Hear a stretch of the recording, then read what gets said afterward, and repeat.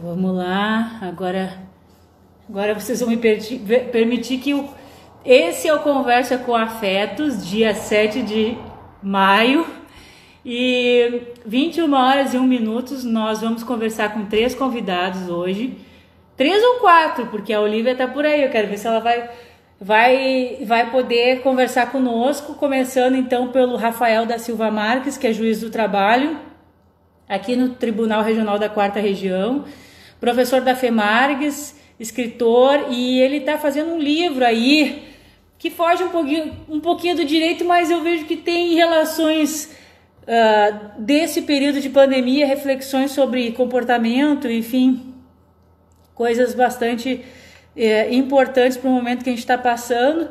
Então eu vou chamar já ele aqui para a gente dar início a essa conversa. Eu quando eu falei com ele, eu disse que o tema ia ficar por conta de fazer essas novidades, porque a gente estava se dividindo em vários trabalhos ao mesmo tempo, mas eu sei que ele vai trazer um pensamento importante para nós nesse momento. Boa noite, Rafael. Boa noite, Carmela, tudo bem? Tudo Boa noite a quem bem? está assistindo.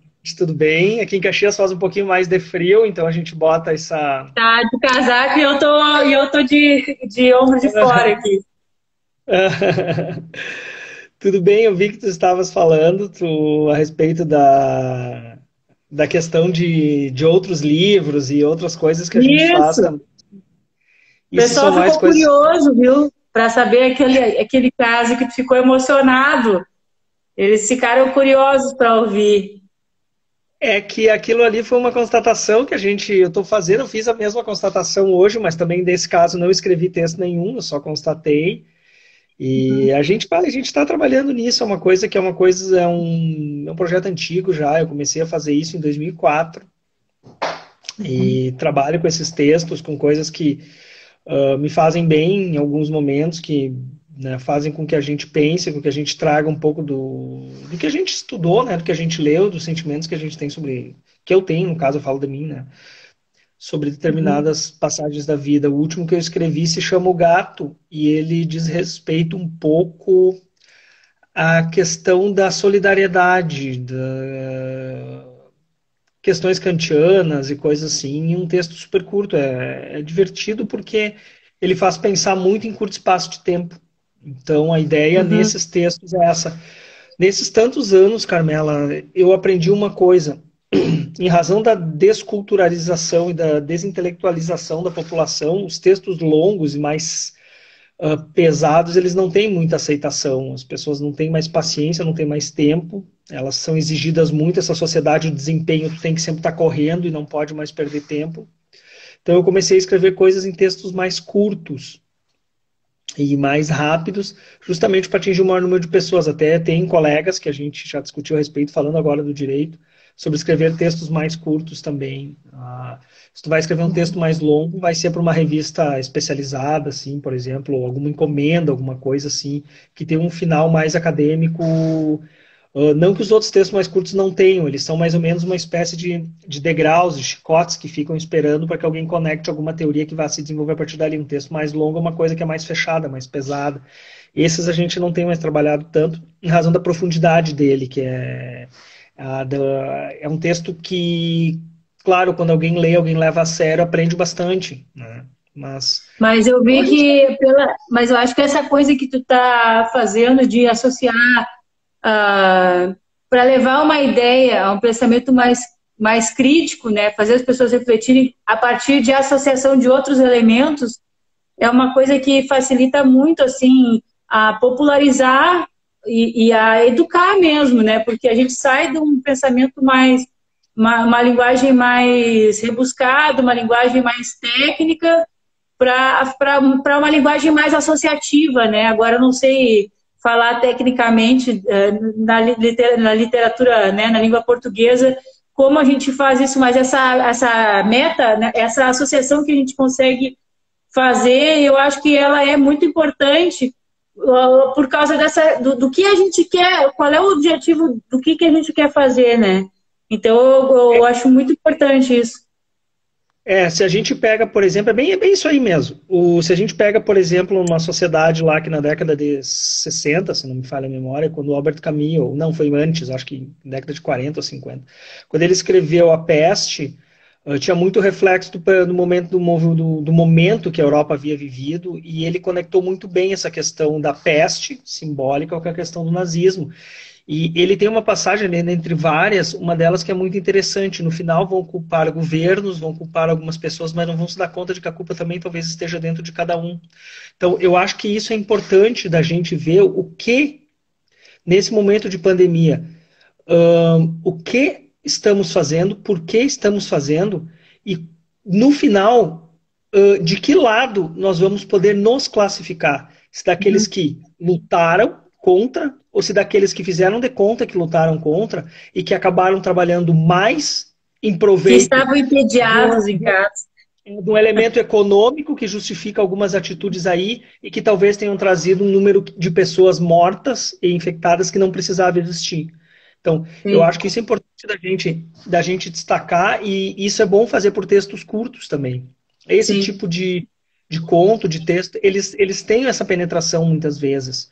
Não talvez na profundidade de um livro leva muito mais tempo para tu ler, gasta muito mais energia, tem momentos que o livro acaba sendo um pouco monótono em determinado ponto, porque é muito difícil escrever uma narrativa longa. Eu sei porque eu escrevo também narrativas longas, mas um texto assim, ele é muito mais, ele te dá é tipo um impacto, assim, ele te dá um choque, tu olhar para a parede, em 10 segundos tu conseguir daqui a pouco te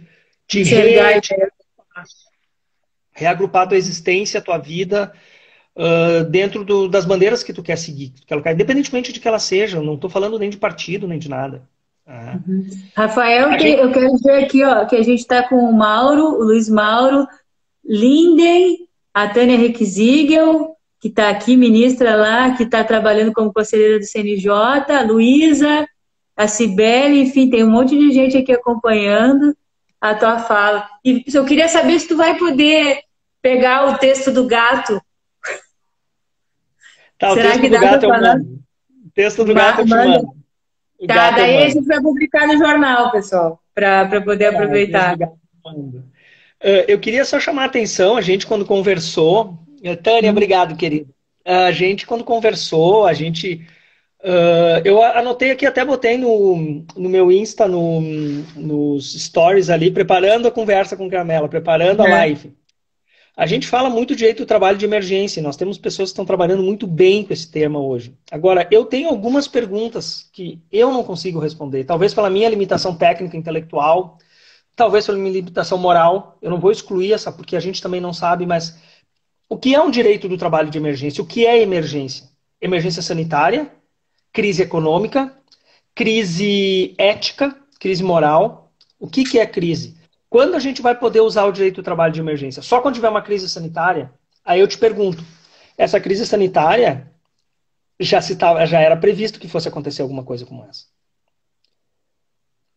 Aí, crises econômicas, elas são inerentes ao capitalismo. Não existe capitalismo sem crises. O capitalismo é ele e suas crises. Então, eu acho que a gente tem que cuidar com essa questão conceitual quando a gente trata de temas tão importantes como a estrutura do modo de produção capitalista, que é o direito do trabalho. Não existe modo de produção capitalista sem exploração do homem pelo homem, sem o direito do trabalho. Então, se nós vamos falar do direito do trabalho de emergência, primeiro, nós estamos reconhecendo... O que é aquilo? Quebra o quê? Prejudica quem? O que prejudica quem, né? Porque... Quem vai pagar a conta? Quem vai pagar a conta no final? O momento que eu digo direito do trabalho de emergência, o que eu faço? Eu reconheço primeiro, e pode parecer claro isso hoje, mas nem sempre foi assim, que não existe capitalismo sem trabalho. Se não existe capitalismo sem trabalho, eu vou super explorar o trabalho em situações ordinárias e em situações de crise onde o trabalhador precisaria de alguma proteção a mais, eu vou flexibilizar ainda mais. Ou seja, eu vou colocar um peso a mais sobre o trabalho e sobre o trabalhador do que ele já tem em questões ordinárias do capitalismo. Então, isso a gente tem que definir. Eu acho que a gente pode trabalhar com o direito de trabalho de emergência, a gente deve, Mas a gente tem que definir algumas coisas. Ele vai servir quando? Em que situações? Para quê? Aplica-se a crise econômica ou não? Sempre se lembra do Le Monde Diplomatique de 2008. O melhor amigo do mercado é o Estado. Ou seja, tu não consegue superar uma crise capitalista sem o Estado, sem trabalho. Por quê? Porque eles simplesmente não existem. Uhum. Aquela questão de não intervenção do Estado na economia é conversa. Nós temos uma Liberal porção para quê? enorme da população que acredita nisso. Uma porção enorme da população que acredita. E tu não tem o que tu explique para mostrar que não é assim. Outro conceito aqui, Carmela, que eu pensei quando a gente estava... A teoria da imprevisão nos acordos. Sim. Eu acho que dá para usar esse conceito de direito civil, de teoria da imprevisão, para o juiz decidir se vai remarcar, se vai fazer ou se vai acontecer com relação aos acordos. A gente está fazendo aqui em Caxias em situações especiais. Por que eu acho? Eu acho que o que tem que acontecer primeiro é o seguinte, tem que se negociar. Empregado e empregador negociar, por exemplo, tem acordo em 10 parcelas, não consegue pagar a terceira em razão agora da pandemia. Negocia as parcelas a partir daqui e, através de um acordo, recria. Isso a Justiça do Trabalho sempre permitiu. Usar um conceito de teoria da previsão, um conceito de direito civil, ele enfraquece o direito do trabalho. Então, isso a gente tem que cuidar. Porque a gente não precisa desse instituto civil para dentro do direito do trabalho, para enfraquecer o direito do trabalho, quando a gente tem os nossos mecanismos de negociação. Eu faço audiência aqui, fiz 2 já, de tentativa de acordo entre sindicato e empresa, pelo Meet, do Google. Então, a gente pode tentar negociar. A Justiça do Trabalho está aberta para isso. Eu acho que a gente não precisa importar esses conceitos. Tu entendeste? Então, isso eu queria destacar também. Se for olhar o contraponto, tem aquele argumento que quando vai ao tribunal, os desembargadores falam que, não me lembro se é bem esse termo, tá? Mas me veio na cabeça quando tu falou da imprevisão, que é a teoria não é da fruta madura, como é que eles falam isso? Da causa madura, eles falam. A causa madura, me lembrou me lembrou disso, né? Do momento de julgamento que a gente, em certos momentos, a gente já tem um entendimento, um caminho de como é que a gente vai seguir, mas eu acho que até esse caminho que emergencial que dizem, né? A gente já não teve dessa proporção, né? De a gente estar tão isolado, nunca tivemos assim, mas eu acho que como tu já falou, as crises elas vêm e vão, e essa não vai ser a primeira, né? Como a gente já está imaginando. Tanto é que eu já te convidei os outros que estão escrevendo, professores, que a gente tem que fazer um livro para deixar para o futuro, porque o que nós podemos aprender com isso e não seguir repetindo, né? Será que essa teoria do direito do trabalho de emergência, né? Ele é um caminho que ele já retrocede tantas dificuldades que a gente já passou, né? E o papel do Estado, né? Para quem pensa nesse Estado mínimo. Eu acho que ele pode ser o caminho, mas a gente tem que tratar com muito cuidado. Essa é a minha opinião. A gente não pode simplesmente dizer, não, agora nós temos um direito do trabalho de emergência. Primeiro nós temos que definir o que é crise. Porque é força maior. Tá, é força maior porque o presidente disse que é força maior. Eu também acho que talvez seja força maior. Uhum. Agora, se tu for procurar aqui, eu tô com ele aberto, no YouTube, tu encontra o Bill Gates em 2015 falando, nós vamos ter uma crise sanitária grave e global. Nós vamos ter. Nós tivemos crises. A diferença das outras crises sanitárias é que os vírus eles não se espalhavam na medida como esse se espalha. De 1 para 3 ou 3 e pouca pessoa. Essa era a diferença. E aqueles outros vírus eles eram muito mais letais. Então tu conseguia identificar muito bem onde eles estavam. Então ela não se espalhou por isso, porque conseguiu se restringir e curar. Agora, para isso evoluir para uma situação que a gente estava, não era uma coisa impensável. Então, isso é que eu quero destacar. Eu não estou dizendo que não é grave, eu não estou dizendo que não é caso fortuito, não é força maior, eu não estou dizendo isso, não estou dizendo que não tem direito de trabalho de emergência. Estou dizendo que a gente tem que cuidar com os conceitos que a gente é capaz de colocar uma desproporção para a recuperação em cima de quem, na verdade, a vida inteira carregou o piano. E que vai ter que carregar um piano mais um piano em razão do momento por causa do conceito de direito do trabalho de emergência. A professora Valdete fala que quem é que está pagando. Ela destaca muito que essa ideia de que todos estão pagando a conta não é bem assim, né? Não é? Eu li um dado no Guardian, eu não me lembro se é 1% ou 2% mais ricos. Eles cresceram a fortuna deles em 40 dias em mais de 10%. Então, ou seja, aumentou a concentração de renda, quando na verdade se dividir o dinheiro, se integrar. Claro que eu sei que não é simples. Claro que eu sei que não é assim. Mas eu também sei algumas coisas. Que essas demissões das grandes conglomerados SA, eles não servem porque eles não têm dinheiro para pagar, porque eles perderam contratos por causa disso. Eles servem para não haver desvalorização significativa de ações. Também por isso. Então, não é uma coisa, Carmela, assim, ó, que, não tem dinheiro. Não. Isso são grupos enormes, grupos estrangeiros, que para eles não conta a produção, conta nome da empresa, valorização de ações, atividades muitas vezes. Por exemplo, tem empresa aí que doou 300 milhões de reais, mas que colocou o trabalhador encontrado em suspensão de contrato. E aí? Qual é que é econômico o cálculo? Se é econômico, explica. Uhum. Rafael, professor Rafael, nós temos 2 minutos para 1 minuto e meio já para encerrar. Queria te passar a palavra dessa conversa, te cobrar que nós vamos aguardar o texto sobre as tuas reflexões, né? Que de certa forma não tangenciam da sua essência, não tangenciam, não, elas estão na essência falando sobre direito, só que de uma maneira talvez mais lúdica, mais orgânica. Então, obrigada por estar aqui conosco, tá? E agora a gente quer te ouvir para dar o encerramento e chamar o Amaro Pena lá de Fortaleza para conversar também. Obrigado, Carmela. Obrigado por todo mundo que está me assistindo, nos assistindo, no caso, né? Eu só queria dizer assim, que a gente pode trabalhar com alguns conceitos, mas a gente tem que ver o alcance deles e ver o efeito que isso pode causar na população que normalmente estrutura o modo de produção capitalista. No caso, o trabalhador, que é o que nos cabe, que a gente discute aqui. Então, eu queria deixar esse recado que a gente tem que também pensar se o capitalismo ele é o capitalismo ou se ele é o capitalismo em suas crises. Então, nós não podemos criar uma imprevisão de crises no capitalismo, porque não existe. O capitalismo é capitalismo em crise. Ele não é só capitalismo. Isso que eu queria deixar assim, para as pessoas pensarem. Eu vou te passar o gato, sim, o texto. Acho que vocês vão gostar.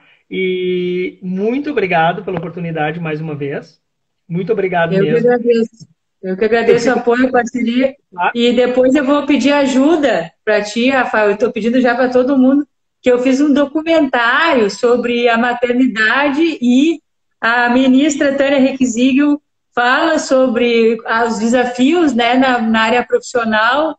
Ela que foi eleita no quinto constitucional como a primeira mulher, né, advogada eleita pelo quinto a atividade como desembargadora e depois agora primeira mulher também no CNJ vir da vaga do quinto constitucional e fala um pouco sobre a sua experiência profissional nesse documentário que eu estou divulgando aí, dessas fotos que estou tentando ver se a gente consegue fazer para o Dia das Mães.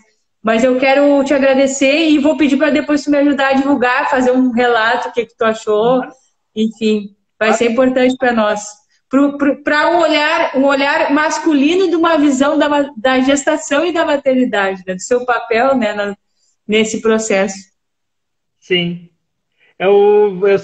Para mim vai ser um prazer trabalhar com isso. Uma coisa que Legal. Eu acho que a gente tem muito o que estudar e o que pensar e o que escrever a respeito desses temas. Esses temas são centrais hoje numa sociedade que, segundo a Constituição, deve ser livre, justa e solidária.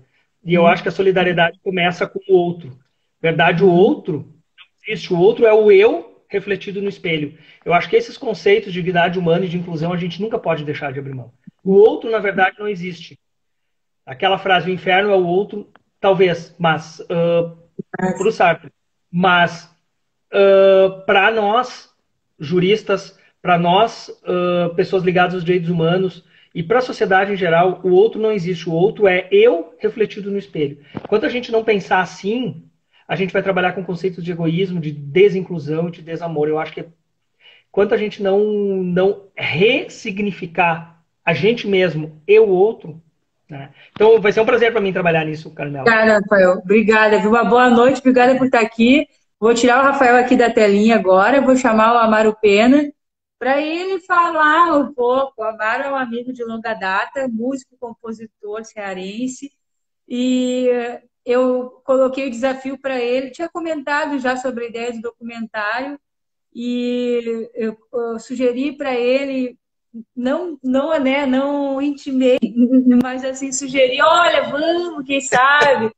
E daí, no dia do documentário, antes eu estava indo gravar, fazer a gravação, a intervenção artística do documentário Eva Lee, e daí o Amaro disse para eu falei com o Amaro e disse, Amaro, eu estou indo lá. E daí eu disse, se tu gostar do documentário, faz uma música e tal, para ser a trilha. E ele nem esperou receber. Eu acho que o pensamento, a transmissão de pensamento era tão grande que ele de lá para cá e eu daqui para lá compartilhava da mesma sintonia. E ele fez uma música que ele vai falar um pouquinho antes, mas ele vai tocar. Obrigada, Mário, por estar aqui. E eu estou muito feliz que tu tá com a gente nesse trabalho aí. Ah, Carmela. Pois é, uma coisa bacana também. Eu adoro fazer esse tipo de coisa. Mas essa história aí da música foi interessante porque a Carmela falou em relação ao Dia das Mães e o Dia das Mães é um tema muito assim difícil de fazer porque é uma coisa que é uma coisa especial, né? Todo mundo tem a sua mãe, todo mundo é mãe, todo mundo é, né? Então, sugeriu essa coisa desse documentário. Aí ela, Amaro, faz aí uma música então para isso aí, uma trilha. Aí eu, tá bom, galera, eu faço. E ele não faz as coisas mais ou menos, assim, ele faz a coisa já fica internacional. Agora tu conta quem é que tu acabou chamando para essa música. Pois aí, nesse paralelo, eu estava fazendo uma música. Aliás, fiz uma música com uma amiga lá da França, a Marie Stone, e, pô, ela fez eu fiz uma melodia, ela pediu uma melodia para mim, eu fiz uma melodia, mandei para ela, ela mandou cantando já, fazendo um negócio bacana. Depois eu finalizei e tal, tem percussão. Enfim, ficou bacana. Aí, nesse paralelo, eu peguei e passei essa música que eu tinha feito para Carmela, porque eu fiz só um pedaço quando ela estava gravando, que não pôde nem, estava em construção, né? Aí passei para ela, para Maria. Maria, eu posso botar uma parte em francês? Eu disse, claro, pode sim.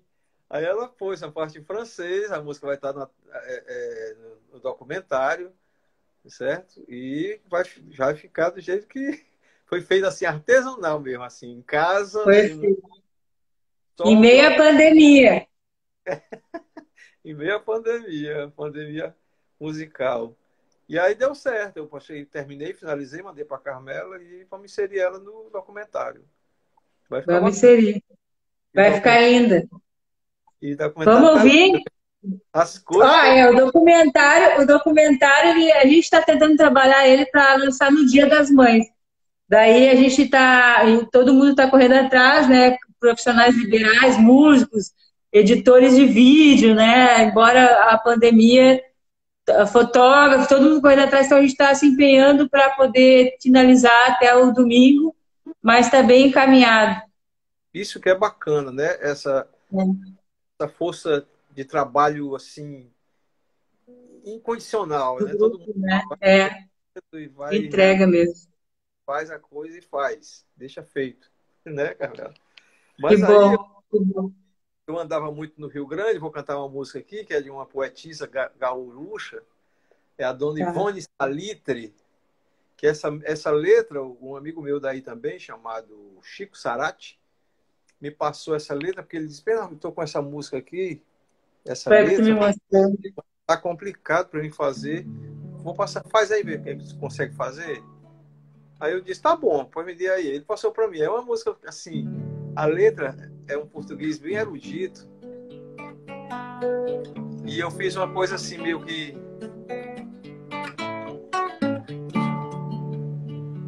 também seguindo uma certa erudição.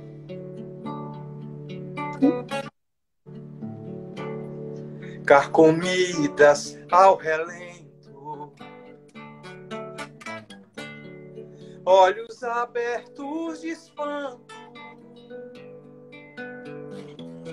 velhas casas são madonas,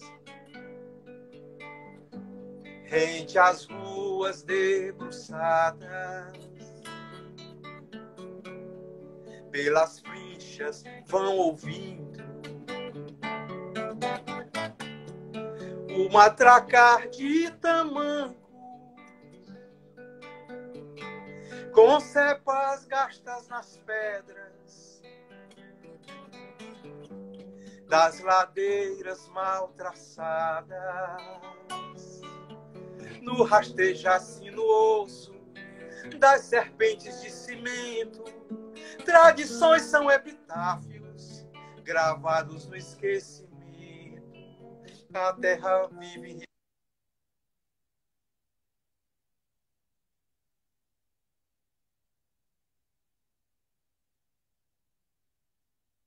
Pessoal, vocês estão comigo?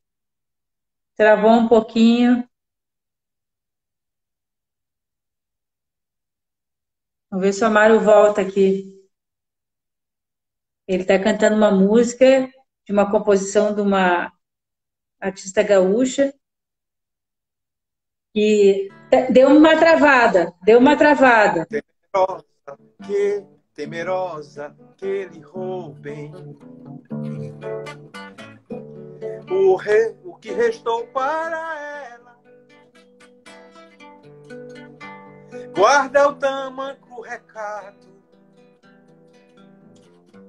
a almofada da janela.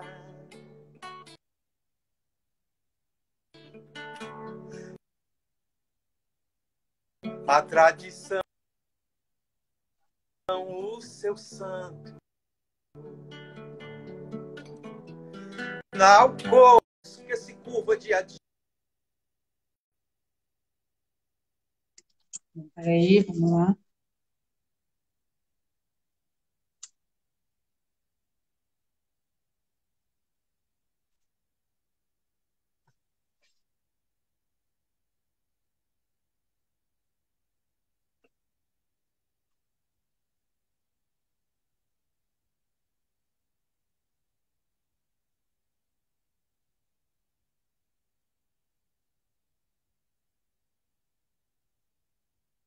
Estou escrevendo aqui para ver se... Ok, a minha internet que deu problema, peraí.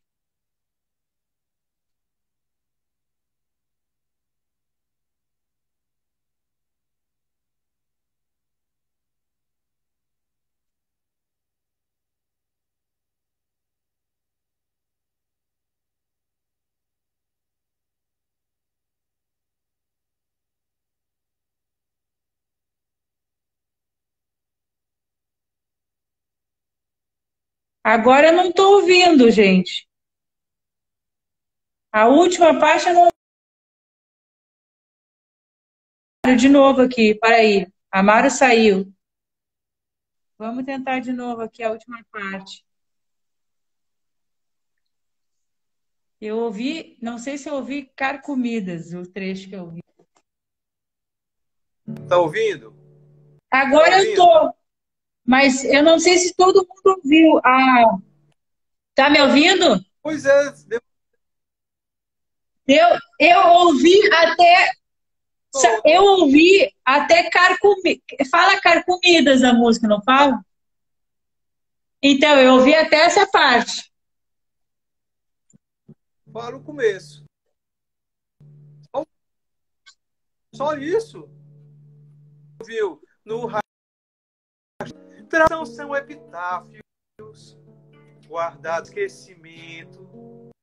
Ouviu? A terra viva enrijece no...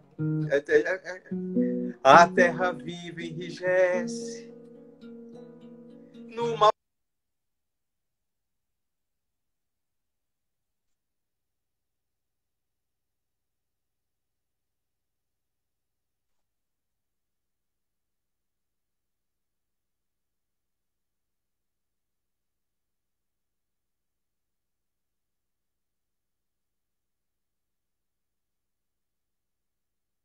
Deu uma falha de novo.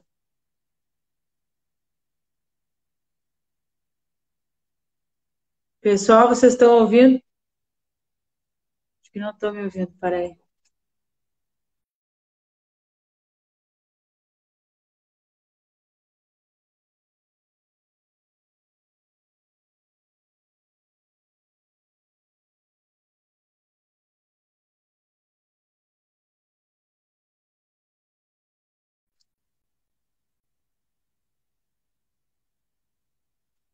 Pessoal, vocês estão me ouvindo? Tá dando uma falha aqui, uns 3 minutos. Eu não sei se eu vou ter que conectar de novo aqui.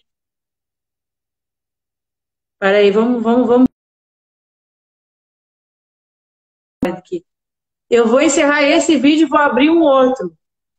Mudo total, tá? Só um pouquinho.